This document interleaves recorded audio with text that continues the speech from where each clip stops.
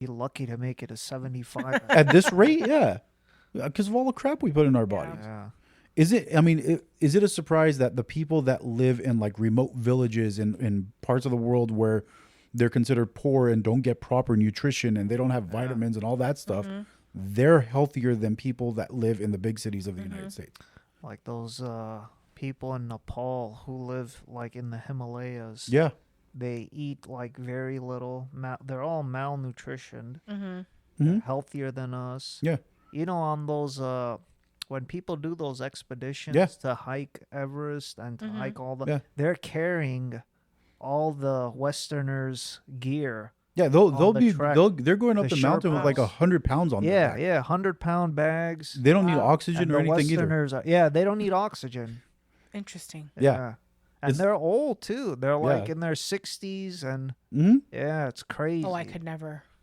Yeah. Well, I mean, listen, I'm 40 and they're very happy. They're like the happiest people in the world, I think.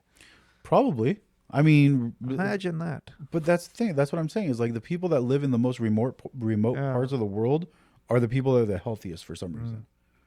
And that shouldn't be the case. It should be the people that have access to healthcare, and, you know, nutritious food and all that. We also don't have access to them. That's why. What do you mean? Like they don't have access to everything else, people and technology and. Well, but you know everything else that we use on a day-to-day basis. But doesn't that make you think that, well, maybe this is what's contributing to this? Is what I'm saying is it contributes to everybody being unhealthy. Absolutely, but this is how we were raised. You know, this is how we grew up. So how do we stop that cycle? I don't think we can stop. I don't think so. Yeah. I think it really comes down to individuals and bringing, you know, as they're bringing up their kids, they need to kind of instill that in their kids to be healthier, to not eat junk.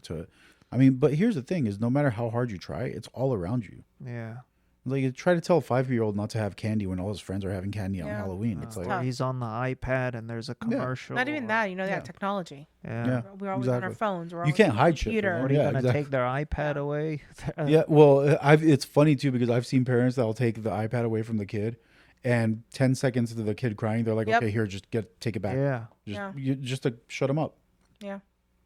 You know, and Steve Jobs, when the first iPad came, was it the iPad? I think it was. He said he would never let his kids go on an iPad.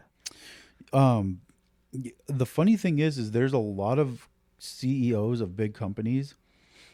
I think it was the CEO of Pepsi or Coca-Cola that at one point said, "I would never let my kids drink this stuff." Okay. Yes. At the same time, though, if you're a CEO of a big company like that, you can afford to send your kids here. You can afford to send your kids there. They don't have to be on their phone. They don't have to be on their Well, no, iPad. I'm talking about just in general. Like the products that they push, they know that their products are not healthy. Yeah. Yeah.